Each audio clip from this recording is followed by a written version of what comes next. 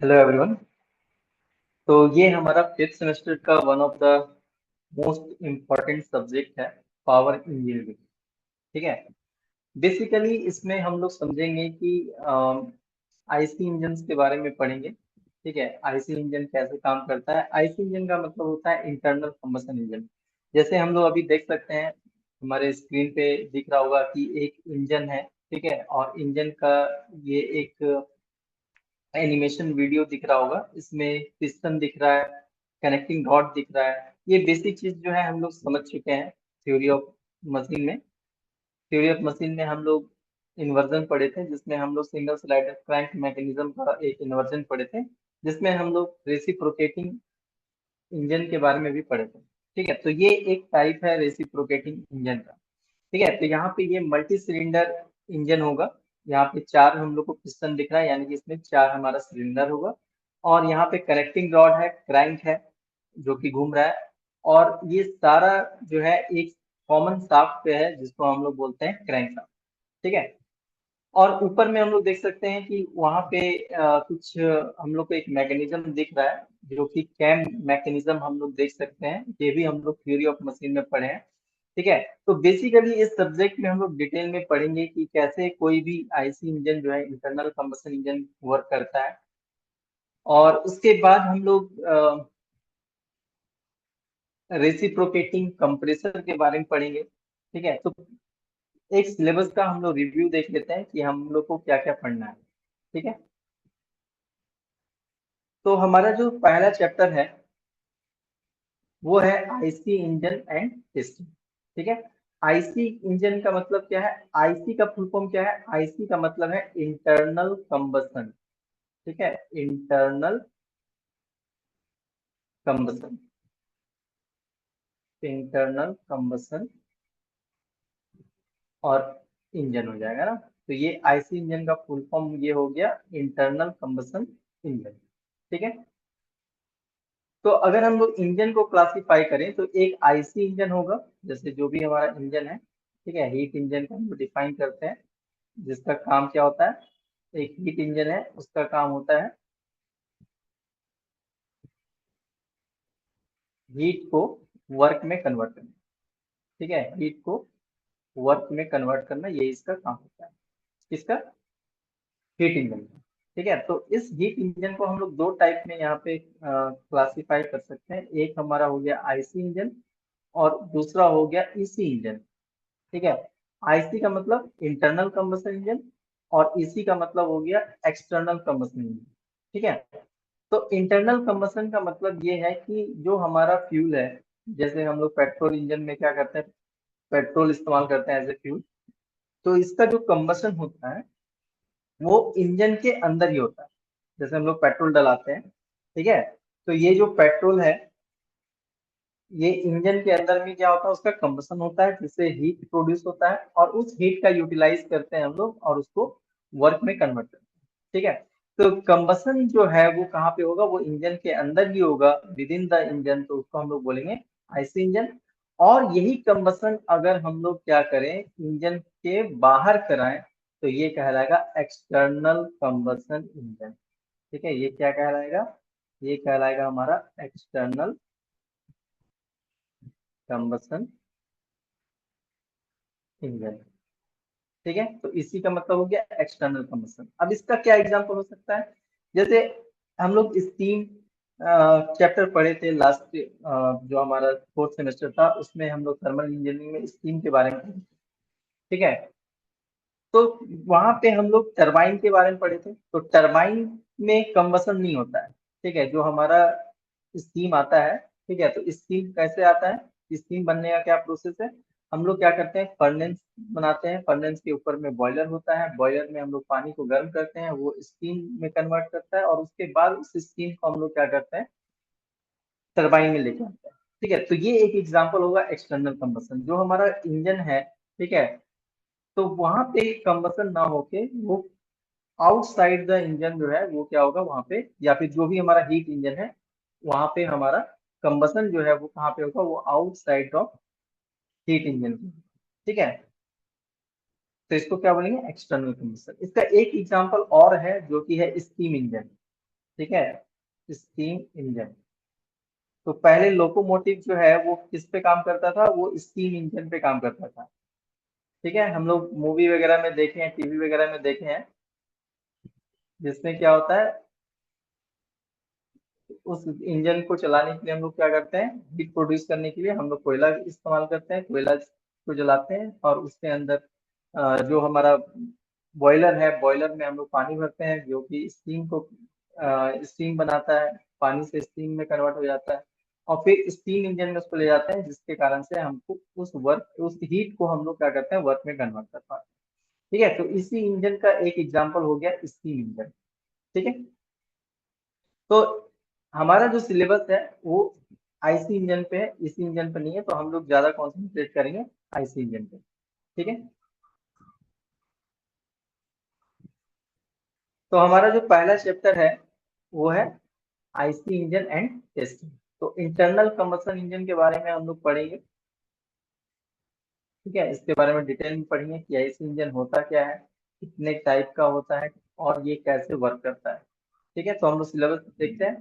ठीक है, तो सबसे पहले आईसी इंजन को स्टार्ट करने से पहले हम लोग कुछ पावर साइकिल को डिस्कस करेंगे। Power cycle. ठीक है, साइकिल हम लोग लास्ट क्लास में पढ़े थे, मतलब थर्मल इंजीनियरिंग में हम लोग पढ़ चुके हैं। थर्मल इंजीनियरिंग बहुत क्लियर होना चाहिए इस सब्जेक्ट के लिए, क्योंकि हम लोग यहाँ पे थर्मल इंजीनियरिंग का ही सारा चीज जो है हम लोग यहाँ पे एप्लीकेशन जो है यहाँ पे इसका इस्तेमाल करेंगे, मतलब जो भी हम लोग पढ़े हैं उसका यहाँ पे इस्तेमाल करेंगे। ठीक है, तो साइकिल क्या होता है, जब डिफरेंट डिफरेंट प्रोसेस मिलके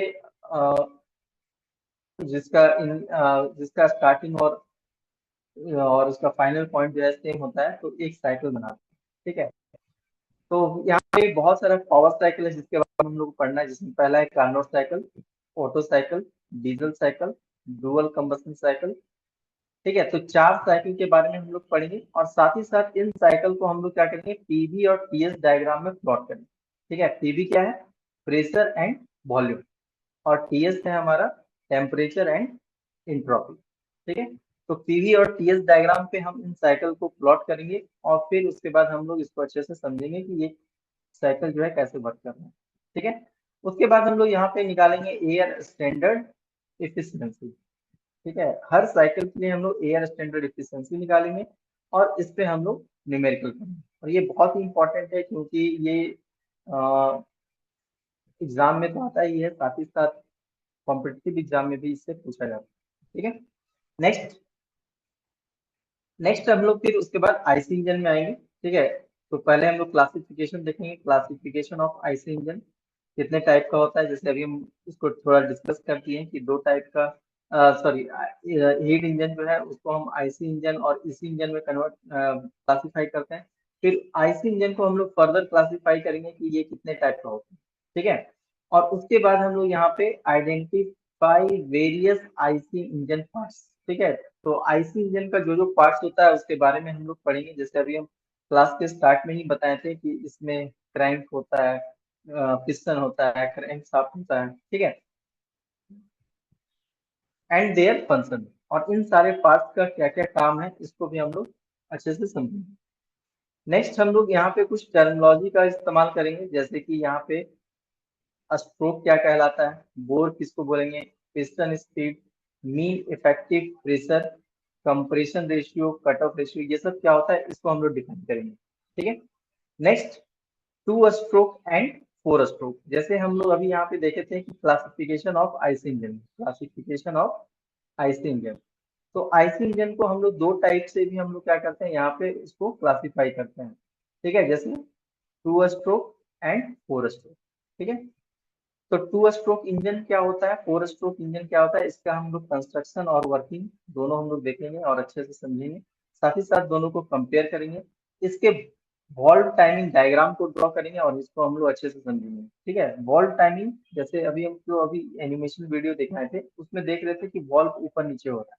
वॉल्व का मतलब कि जो हमारा फ्यूल है, फ्यूल कब आएगा। ठीक है, फिर उसके बाद वहां पे कंप्रेशन स्ट्रोक होगा तो वहां पे जो वॉल्व है वो बंद हो जाएगा। फिर उसके बाद वहां से कंबसन स्टार्ट होगा, कंबसन होने के बाद जो एग्जॉस्ट गैसेस है वो बाहर निकलेगा। ठीक है, तो वॉल्व जो है वो क्या हो रहा है, बंद हो रहा है, खुल रहा है। ठीक है, तो ये कब बंद बंद होगा और कब खुलेगा, इसका हम लोग क्या करते हैं, सेट करते हैं। ठीक है, तो इसको हम लोग अच्छे से समझेंगे। उसके बाद टर्निंग मोमेंट डायग्राम हम लोग देखेंगे, 2 स्ट्रोक का और 4 स्ट्रोक। ठीक है, या ये भी हम लोग जो है, ये जो हम लोग टर्निंग मोमेंट डायग्राम है, ये भी हम लोग थ्योरी ऑफ मशीन में पढ़े हैं। ठीक है, थ्योरी ऑफ मशीन में, ठीक है, जो फ्लाईव्हील था, फ्लाईव्हील चैप्टर में आप लोग ये चैप्टर जो है, ये टॉपिक के बारे में पढ़ चुके हैं। ठीक है, फिर से हम लोग डिस्कस करेंगे यहाँ पे।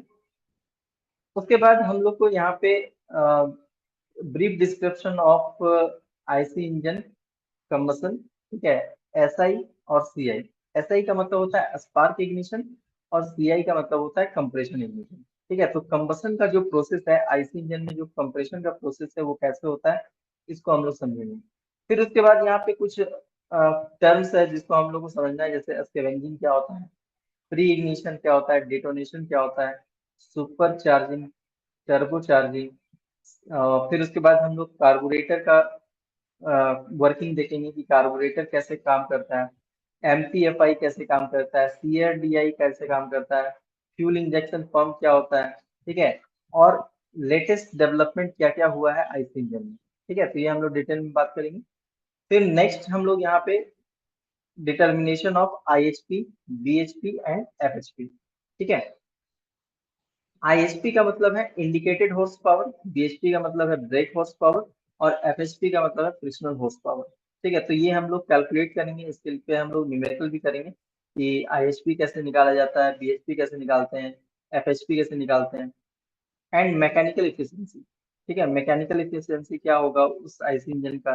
फिर उसके बाद indicated thermal efficiency, brake thermal efficiency, volumetric efficiency and specific fuel combustion. ठीक है, तो इन सारे के बारे में हम लोग पढ़ेंगे। फिर उसके बाद हम लोग हीट बैलेंस शीट बनाएंगे। ठीक है, हीट बैलेंस शीट क्या होता है, जैसे हम लोग, अगर हम लोग फ्यूल दिए, ठीक है, 1 लीटर अगर हम लोग पेट्रोल अगर भरे हैं, तो 1 लीटर पेट्रोल को अगर हम लोग जलाएंगे, तो उससे जितना एनर्जी प्रोड्यूस होगा उसको हम लोग क्या बोलते हैं, उसको बोलते हैं कैलोरीफिक वैल्यू। ठीक है, तो किसी भी चीज को अगर हम लोग जलाते हैं तो उससे जो हीट प्रोड्यूस होता है उसको बोलते हैं कैलोरीफिक वैल्यू। तो अगर हम यहाँ पे हीट प्रोड्यूस किए हैं, तो उस हीट का हम लोग कैसे कैसे यूटिलाइज करें, कुछ वर्क में कन्वर्ट होगा, कुछ जो है ऐसे ही क्या उसको बोलते हैं, लॉसेस में चला जाएगा। ठीक है, तो ये कहाँ कहाँ खर्च हो रहा है, इसके लिए हम लोग क्या बोलेंगे, हीट बैलेंस शीट। ठीक है, उसके बाद मोर्स टेस्ट पढ़ेंगे। ठीक है, मोर्स टेस्ट ये हम लोग प्रैक्टिकल में भी पढ़ते हैं कि मोर्स टेस्ट कैसे किया जाता है, और इस पे हम लोग न्यूमेरिकल करेंगे। ठीक है, नेक्स्ट जो है, नेक्स्ट जो टॉपिक है इस टाइप्स ऑफ फ्यूल। ठीक है, lubricant, additive and their advantages. ठीक है, उसके बाद नेक्स्ट हम लोग का है pollution consideration, euro and Bharat stage norms. ठीक है, जैसे अभी हम लोग जान रहे हैं कि यहाँ पे इंडिया में BS6 लॉन्च है। ठीक है, अभी जो है BS6 चल रहा है। ठीक है, तो BS6 का मतलब है ये भारत स्टेज 6। ठीक है, ये जो BS6 हम लोग बोलते हैं ना, तो ये भारत स्टेज, ये एक तरह का नॉर्म्स होता है। ठीक है, अभी जितनी भी गाड़ी आ रही है, ठीक है, वो सारे जो है वो क्या है, वो BS6 का आता है। ठीक है, तो सरकार जो है कुछ नॉर्म्स बनाता है कि हमारा जो पॉल्यूशन है, वो पॉल्यूशन कंट्रोल करने के लिए वो क्या करता है, कुछ नॉर्म बनाता है। ठीक है, तो BS6 क्या है और यूरो स्टेज क्या है, इसको हम लोग अच्छे से समझेंगे। ठीक है, नेक्स्ट जो चैप्टर है वो है एयर कंप्रेसर। तो एयर कंप्रेसर में क्या क्या हम लोग को पढ़ना है, तो सबसे पहले हम लोग पढ़ेंगे क्लासिफिकेशन ऑफ एयर कंप्रेसर। ठीक है, उसके बाद हम लोग इसमें कुछ डेफिनेशन है, जैसे कि प्रेशर रेशियो क्या होता है, compressor capacity, free air delivered, swept volume, ये सारा हम लोग पढ़ेंगे। फिर उसके बाद यूजेज ऑफ कंप्रेस्ड एयर, और इसमें हम लोग single stage compressor and multi stage compressor, single acting compressor and double acting compressor. ठीक है, तो इसके बारे में हम लोग पूरा डिटेल में इसका वर्किंग और कंस्ट्रक्शन हम लोग सारा चीज देखेंगे। नेक्स्ट जो है रेसिप्रोकेटिंग एयर कंप्रेसर को हम लोग डिटेल में पढ़ेंगे। तो सबसे पहले कंस्ट्रक्शन, उसका वर्किंग, और वर्किंग में हम लोग single stage and 2 stage compressor को हम लोग देखेंगे। उसके बाद हम लोग इसका एफिशिएंसी क्या होता है, वॉल्यूमेट्रिक, आइसोथर्मल एंड मैकेनिकल। ठीक है, एफिशिएंसी में volumetric efficiency, isothermal efficiency and mechanical efficiency. और इससे रिलेटेड हम लोग क्या करेंगे, इससे न्यूमेरिकल करेंगे। ठीक है, उसके बाद यहाँ पे एडवांटेजेस ऑफ मल्टी स्टेज। ठीक है, मल्टी स्टेजिंग क्यों किया जाता है, मल्टी स्टेजिंग का मतलब है कि हम लोग क्या करते हैं, एयर को एक बार कंप्रेस करते हैं, फिर कंप्रेस करने के बाद फिर से दोबारा कंप्रेस करते हैं, फिर उसके बाद फिर से कंप्रेस करते हैं। तो एक बार कंप्लीटली उसको कंप्रेस नहीं करके हम लोग क्या करते हैं, कुछ स्टेज में उसको कंप्रेस करते हैं, इसी को बोलते हैं मल्टी स्टेज। तो आखिर मल्टी स्टेजिंग क्यों करना चाहिए और इसका क्या एडवांटेज है, इसको हम लोग अच्छे से समझेंगे। ठीक है, नेक्स्ट हम लोग रोटरी कंप्रेसर के बारे में पढ़ेंगे। ठीक है, तो रेसिप्रोकेटिंग में क्या होता है, यहाँ पे जो मोशन होता है पिस्टन का वो रेसिप्रोकेटिंग होता है, और रोटरी में क्या होता है, यहाँ पे रोटेशनल मोशन होता है। ठीक है, तो रोटरी मोशन में कंस्ट्रक्शन वर्किंग। ठीक है, रोटरी कंप्रेशन में भी क्या है, जैसे हम लोग पहले क्लासिफिकेशन यहाँ पे देखेंगे ना, क्लासिफिकेशन ऑफ एयर कंप्रेसर, तो यहाँ पे हम लोग ये भी डील करेंगे कि रेसिप्रोकेटिंग कंप्रेसर कितने टाइप का है और रोटरी कंप्रेसर कितने टाइप का है। ठीक है, तो रोटरी कंप्रेसर में हम लोग को पढ़ना है screw compressor, lobe compressor, when compressor, centrifugal compressor, axial flow compressor. और इसमें कोई न्यूमेरिकल नहीं है, देख सिलेबस में लिख दिया है नो न्यूमेरिकल। ठीक है, और उसके बाद हम लोग comparison and application of reciprocating and rotary compressor. ठीक है, तो रेसिप्रोकेटिंग कंप्रेसर और रोटरी कंप्रेसर में कंपेरिजन देखेंगे। नेक्स्ट जो है, नेक्स्ट हमारा है method of energy saving in air compressor. तो एयर कंप्रेसर क्या है, एक पावर कंज्यूमिंग डिवाइस है। हम लोग क्या करते हैं, इसको इलेक्ट्रिसिटी देते हैं। ठीक है, इलेक्ट्रिसिटी मोटर को देते हैं और मोटर से हम लोग कंप्रेसर को कपल करते हैं। तो ये क्या करता है, एनर्जी को कंज्यूम करता है। ठीक है, या तो हम इसको वर्क दे डायरेक्ट, या फिर हम लोग क्या करें, एक कोई एक्सटर्नल एजेंट लगा देंगे जो कि इसको वर्क देगा। ठीक है, तो उस एनर्जी को हम लोग कैसे सेव कर सकते हैं कि हम लोग कम से कम वर्क में ज्यादा से ज्यादा आउटपुट ले सकें, तो क्या क्या मेथड है उसके बारे में हम लोग जानेंगे। ठीक है, नेक्स्ट जो हमारा चैप्टर है वो है gas turbine and jet propulsion. ठीक है, अब यहाँ पे हम लोग हवाई जहाज की बात करेंगे। ठीक है, सब लोग हवाई जहाज देखे हैं, तो हम लोग यहाँ पे अब इसको समझेंगे कि ये कैसे काम करता है।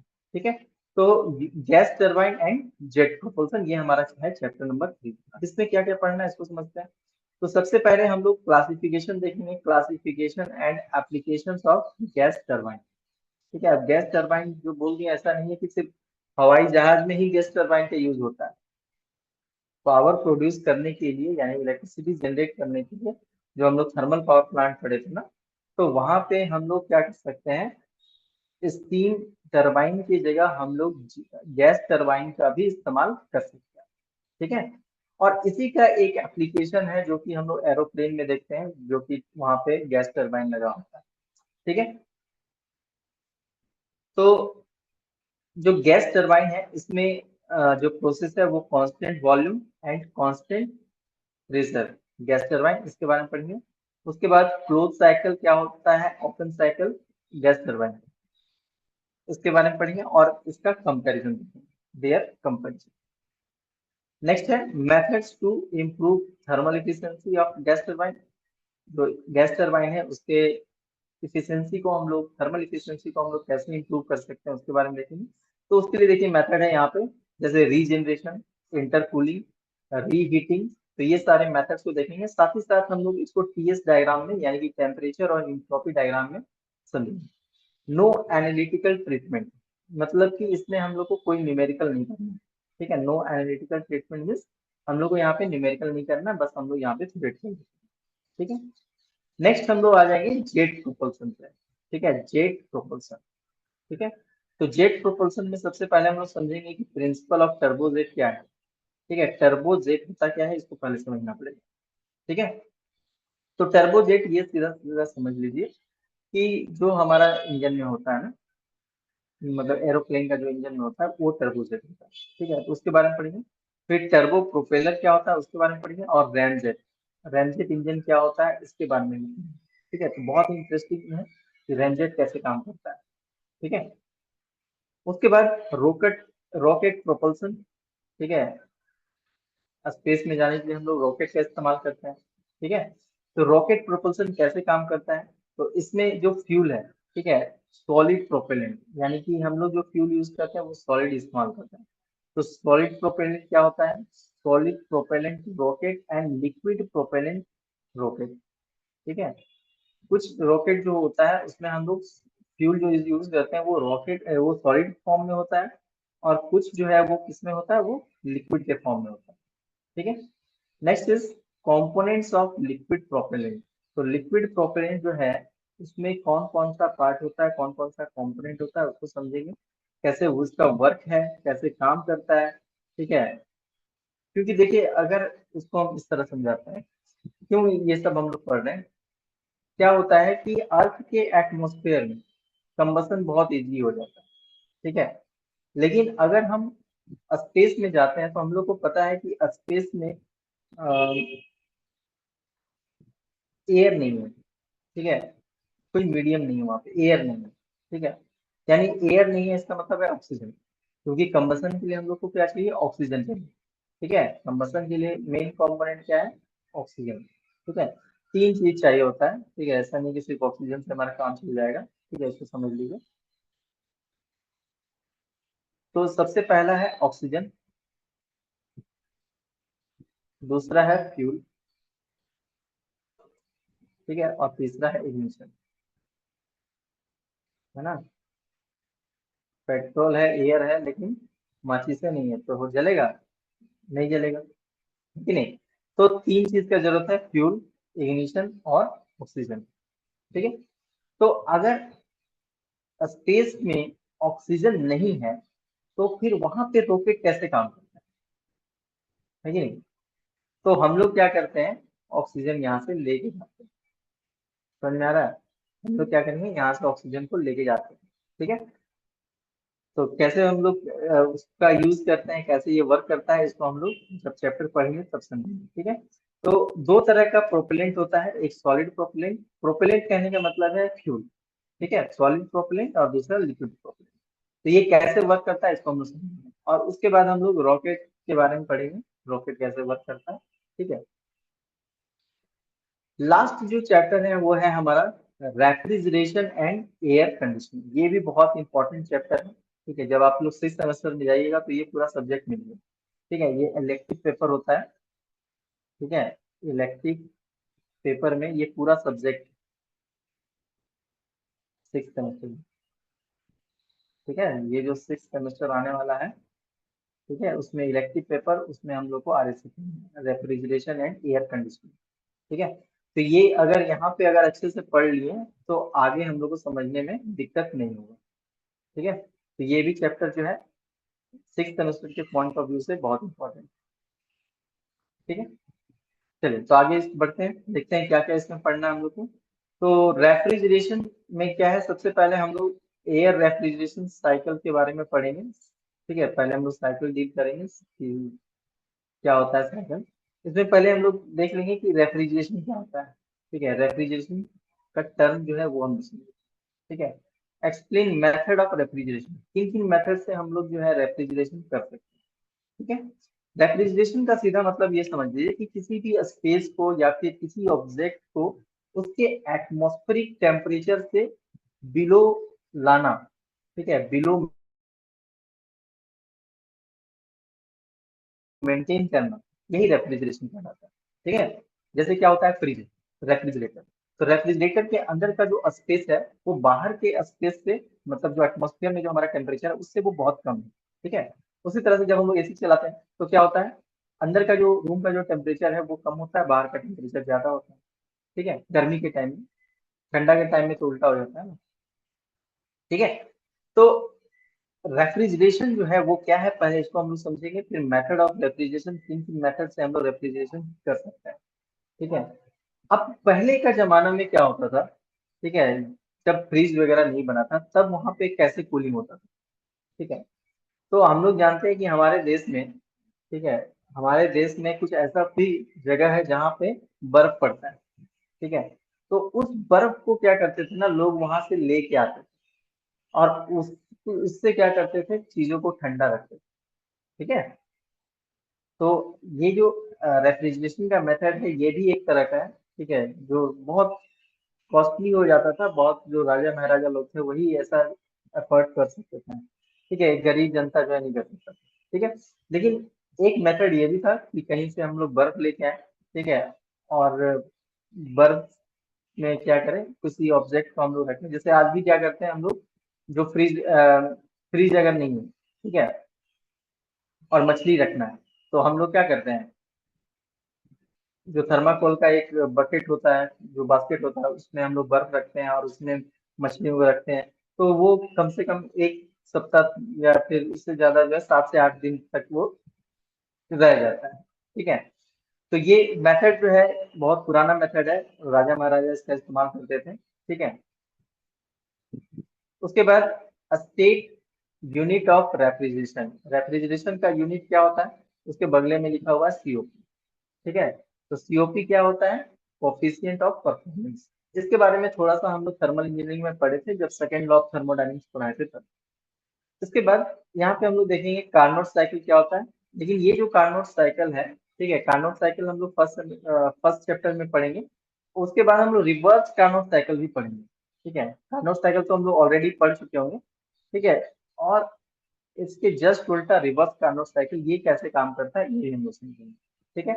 Next, Bell Coleman cycle, Bell Coleman cycle क्या होता है, ठीक है। और उसके बाद हम लोग डिराइव करेंगे सीओपी, जैसे इफिशिएंसी हम लोग डिराइव कर रहे थे, air standard efficiency first unit में करेंगे, उसी तरह से यहाँ पे जो है हम लोग सीओपी को डिराइव करेंगे, सीओपी ऑफ रेफ्रिजरेशन, ठीक है। अच्छा, डिफरेंट साइकिल जो जैसे Carnot cycle, reverse Carnot cycle, Bell Coleman cycle, इसका सीओपी हम लोग कैसे निकालेंगे, उसको हम लोग डिराइव करके लेते हैं, ठीक है, विथ सिंपल प्रॉब्लम्स। तो यहाँ पे हम लोग को न्यूमेरिकल करना है, ठीक है। उसके बाद explain open air and close air refrigeration system, ठीक है। ओपन एयर रेफ्रिजरेशन सिस्टम क्या है and close air refrigeration system क्या है, इसको हम लोग समझेंगे, ठीक है। नेक्स्ट, ये ये स्टार्ट हो रहा है हमारा VCRS, vapour compression refrigeration system, ठीक है। वीसीआरएस उसको शॉर्ट में हम लोग बोलते हैं वीसीआरएस, ठीक है। ये भी बहुत इंपॉर्टेंट टॉपिक है एग्जाम पॉइंट ऑफ व्यू से as well as competitive exam point of view से, ठीक है। तो यहाँ पे हम लोग सबसे पहले एक्सप्लेन करेंगे, explain the principle and analysis of vapour compression refrigeration system. VCRS को पहले हम लोग समझेंगे क्या होता है वीसीआरएस, और उसके बाद हम लोग इस वीसीआरएस को पीएच और टीएस डायग्राम में प्लॉट करेंगे, ठीक है। पीएच का मतलब क्या हो गया, प्रेशर एंड इंथैल्पी, और टीएस का मतलब हो गया टेम्परेचर एंड इंट्रोवल, ठीक है। तो पीएच और टीएस डायग्राम से हम लोग इसको प्लॉट करेंगे, इस पे हम लोग सिंपल न्यूमेरिकल करेंगे। फिर उसके बाद write down different types of refrigerant, refrigerant के बारे में भी हम लोग पढ़ेंगे, ठीक है। तो रेफ्रिजरेंट क्या होता है, रेफ्रिजरेंट वो कंपाउंड होगा, एक्चुअली वो कंपाउंड होता है। रेफ्रिजरेंट एक ऐसा कंपाउंड है जिसके वजह से क्या होता है, हमारा जो स्पेस है या फिर बॉडी जो है वो ठंडा होता है, ठीक है। तो वाटर भी एक तरह का रेफ्रिजरेंट है कि नहीं। अब क्या है कि हाथ जल जाता है, तुरंत क्या करता है, पानी में डालो, पानी में डालो, हाथ पानी में डालते हैं, ठीक है, ठंडा हो जाता है तुरंत, ठीक है। तो वाटर भी क्या है, एक तरह का रेफ्रिजरेंट है। पहले जो रेडिएटर होता था, ठीक है, उसमें हम लोग पानी डाल के उसको ठंडा करते थे, है ना। तो वो भी एक तरह का रेफ्रिजरेंट की तरह काम करता है। लेकिन हम लोग जो फ्रिज वगैरह है उसमें हम लोग जो रेफ्रिजरेंट यूज करते हैं वो वाटर यूज नहीं करते, ठीक है। आजकल बहुत एडवांस रेफ्रिजरेंट आ गया है जो कि बहुत अच्छा कूलिंग देता है, ठीक है। तो जो ऑब्जेक्ट को कूलिंग कूल करता है, जो एक्चुअली वहाँ पे वर्किंग मीडियम है, उसे वो बोलते हैं रेफ्रिजरेंट, ठीक है। तो हम लोग डिफरेंट टाइप्स ऑफ रेफ्रिजरेंट के बारे में पढ़ेंगे विद देयर प्रॉपर्टीज। इसका प्रॉपर्टीज क्या है, इसमें आ जाएगा अमोनिया, ठीक है, जैसे वाटर एक बताए, वो एक नेचुरल रेफ्रिजरेंट है, ठीक है। वाटर क्या है, वाटर एक नेचुरल रेफ्रिजरेंट है, ठीक है, वो कॉमनली हम लोग को नेचर से मिल जाता है।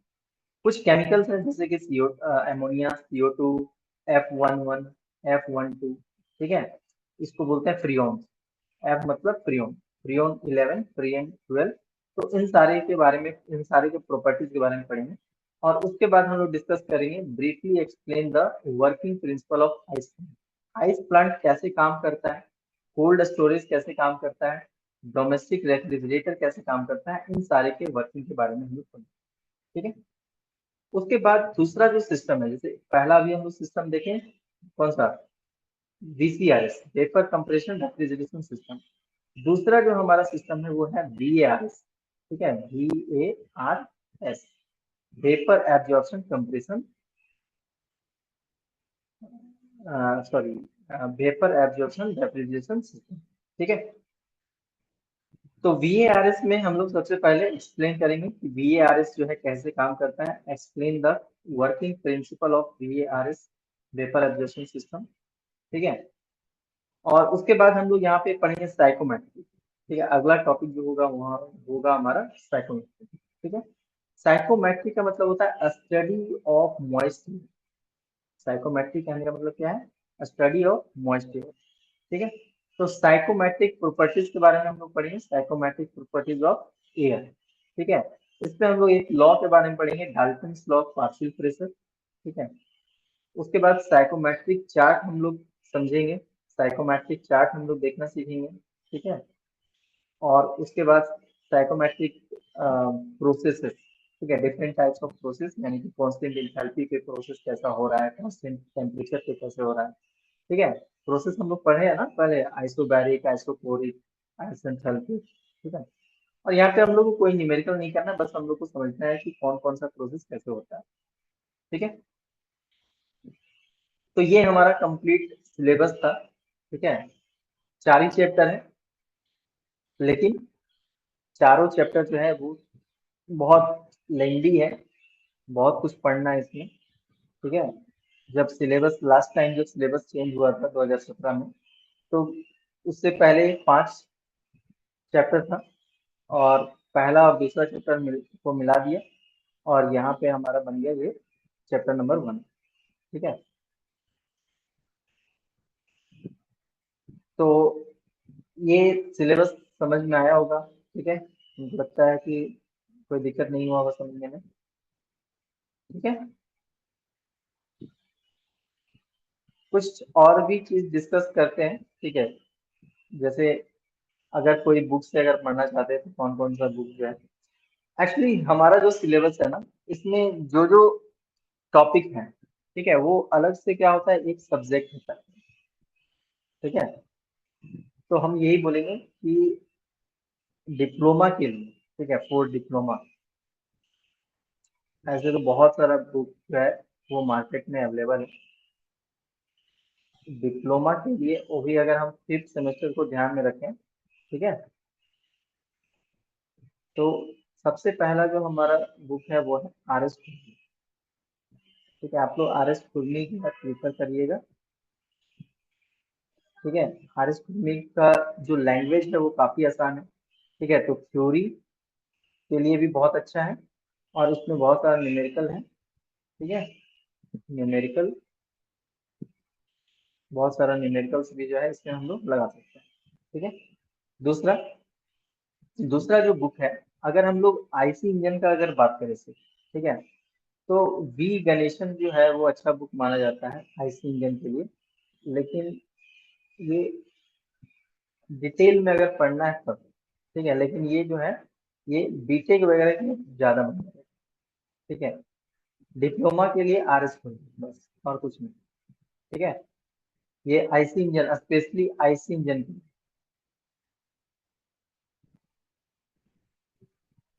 ठीक है, वी गणेशन आईसी इंजन। ठीक है। उसके बाद जो हमारा चैप्टर है, जैसे कि एयर कंप्रेसर जो है वो भी खुरमी में मिल जाएगा, RSC जो है वो भी हमारा खुरमी में मिल जाएगा। ठीक है। तो आप लोग को ये प्रिफर करना है। ठीक है, हम यहाँ वी गणेशन का नाम बता दिए, लेकिन आप लोग जो है इसके उसी को प्रिफर कीजिएगा। ठीक है।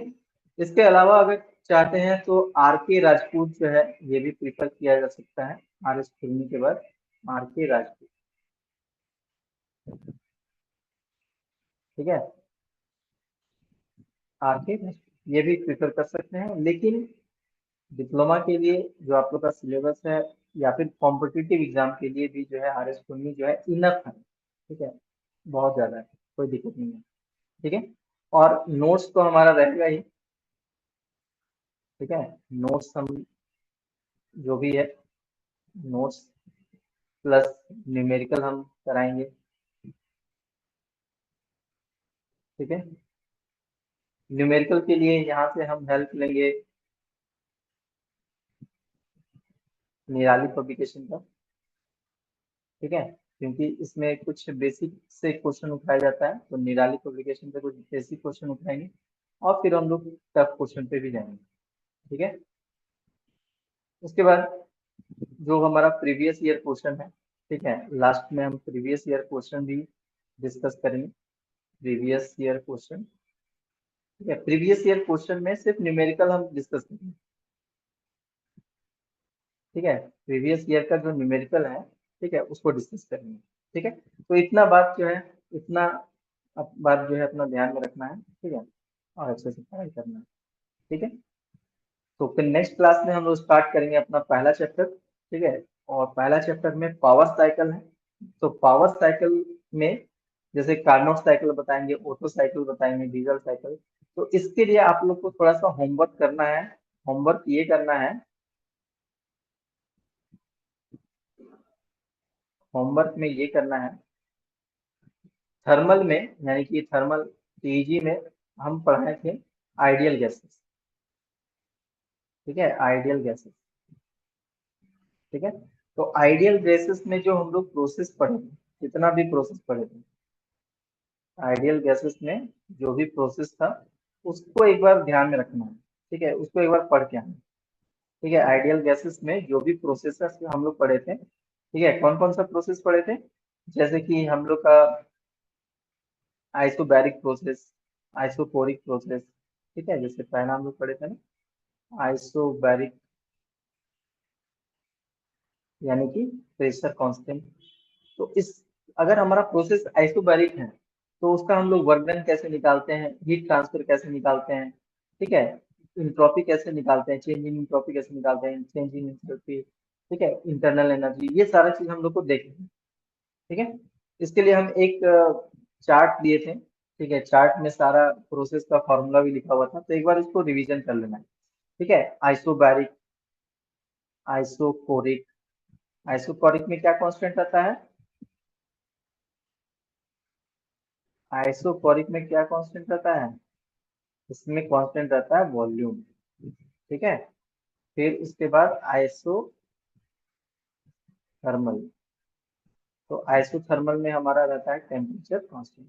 ठीक है, इस तरह से बहुत सारा हम लोग प्रोसेस पढ़े थे। ठीक है, एक एडियाबैटिक था, रिवर्सिबल एडियाबैटिक, तो इसमें हमारा एंट्रोपी कांस्टेंट रहेगा। ठीक है, रिवर्सिबल और एडियाबैटिक, और इसी को हम लोग क्या बोलते थे, आइसेंट्रोपिक प्रोसेस, आइसेंट्रोपिक प्रोसेस। ठीक है, तो इसमें हमारा एंट्रोपी कांस्टेंट होता है। ठीक है, उसी तरह से आइसेंथैल्पिक, आइसेंथैल्पिक प्रोसेस, इसमें हमारा इंथैल्पी कांस्टेंट होता है ना। तो ये डिफरेंट प्रोसेस जो हम लोग पढ़े थे आइडियल गैसेस में, उस, ये सारा चीज हम लोग को एक बार देख लेना है, तब यहाँ पे जो है ये आसान होगा समझना। Carnot cycle, Otto cycle, diesel cycle, और इन सब का हम लोग को इफिशिएंसी का फॉर्मूला जो है डिराइव करना है, और इस पे न्यूमेरिकल भी करना है। ठीक है, तो नेक्स्ट क्लास जब भी होगा, ठीक है, वो इन्फॉर्म कर दिया जाएगा, उसके बाद ही क्लास होगा। ठीक है, तो आप लोग एक बार देख लीजिएगा ये सारा चीज जो है। ठीक है, उसके बाद हम लोग स्टार्ट करेंगे। ठीक है।